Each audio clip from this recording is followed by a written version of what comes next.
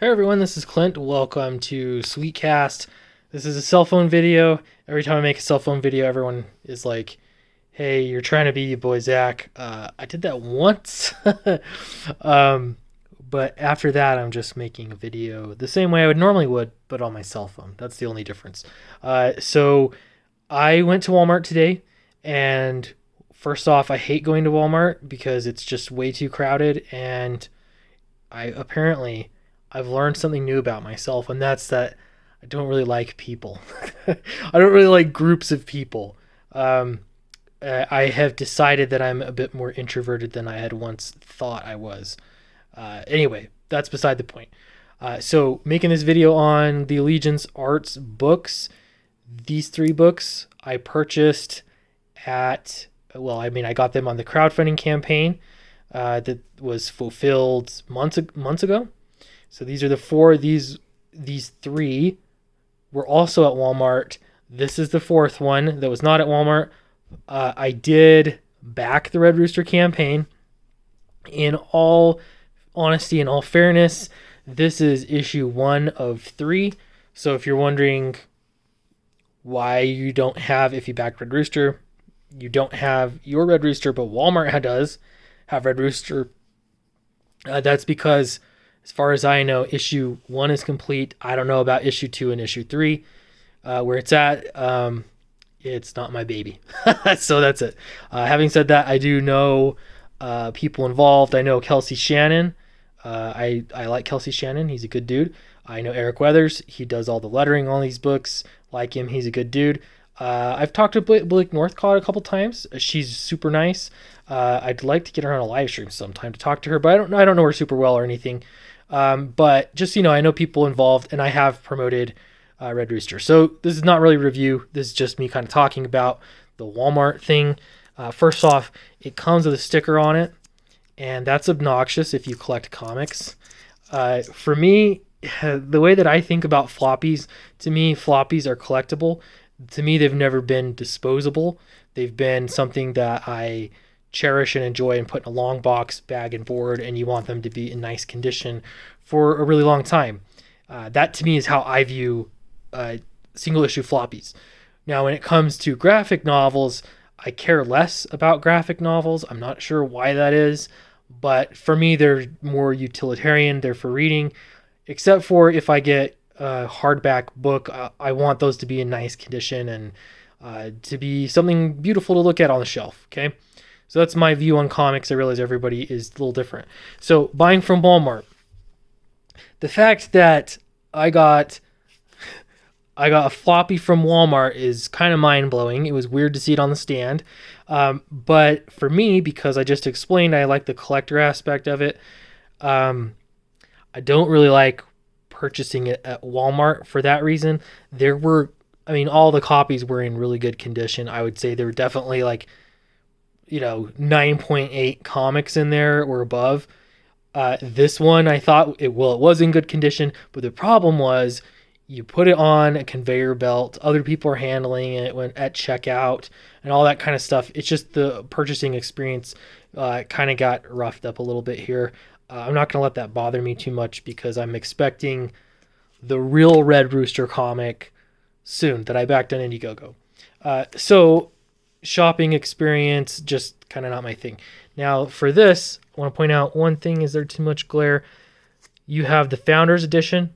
I'm imagining that this is what the Red Rooster book that I backed the crowdfunding campaign is going to look like.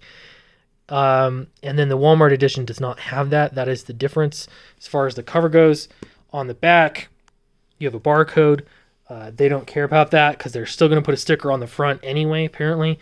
The sticker came off, though, really easy, and actually I don't think that affected the quality of the book. It was more just like putting it in a shopping cart, holding it, and then the cashier grabbing it, that kind of stuff.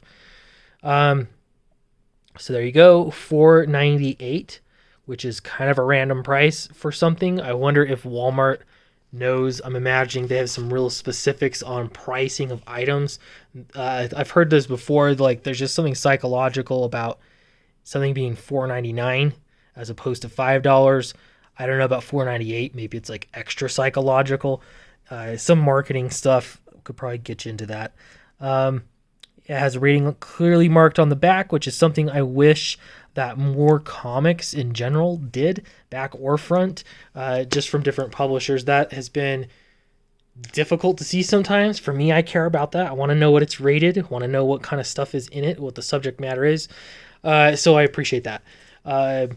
So there's Red Rooster. Now, the book quality itself this is a different print job than this is. It's more tactile. You see a little bit of fluting on here, and it's super emphasized because of the lighting in here. It's actually not a big deal at all, just like most other comics. But you see it with the lighting here. The paper is not glossy. I'd say it's matte, I guess. And it's not as thick. Like the cover stock is not as thick. So given the choice between this and this, I would choose this. I can just tell it's better print quality, but that's okay. The point of this going through Walmart, I think, is for there to be a disposable kind of storytelling that you can get at Walmart, like a place where everyone is going. The art inside looks really good. The print job looks good and all that. I'm not complaining about any of that, man. This glare is just killing it, but it does look quite nice. I'm going to read it, I think, because why not? I've got it. So I'm going to read it, and then I'll read the rest of it when I get the rest. What else did I want to say about Walmart, the shopping experience? Placement. So I got another theory, okay? I think that Walmart is probably, and correct me anybody at Allegiance that knows the case, I think that they're probably experimenting with putting this display in different places, in different stores to see what sells better where. The display was by the book section in Walmart, and the book section in Walmart is by the shoes.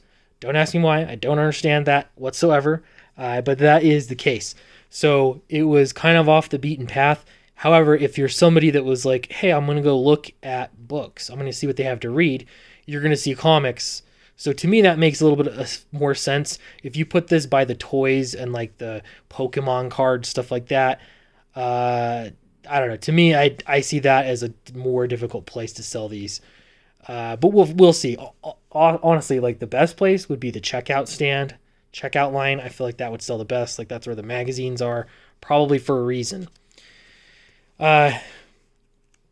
Yeah, man, that's it. I don't know what else to say about it other than congratulations for everyone at Allegiance Arts on getting this out. I'm going to read them. I think they all have been just superior art, superior writing, just great quality books. So I have no reason to believe that Red Rooster is going to be any different. Would I buy comics at Walmart? Sure, I guess I would. I think that I would probably have to be a little bit more prepared in buying a comic and understand that if I want it in good collecting condition, then I'm going to have to be kind of snobby about it at the checkout stand, the checkout line. But that's cool, So let me know what you think in the comments below. Will you be buying comics at Walmart? And I don't know, anything else you want to say? Oh, don't forget too, Eric Weathers, my friend Eric, he's the letterer in all these books. He just launched his book on Indiegogo, and he's already crushing it. It is Battle Brick Road. Check it out on Indiegogo right now and get in there today and back it. Thanks, guys, and I will see you next time.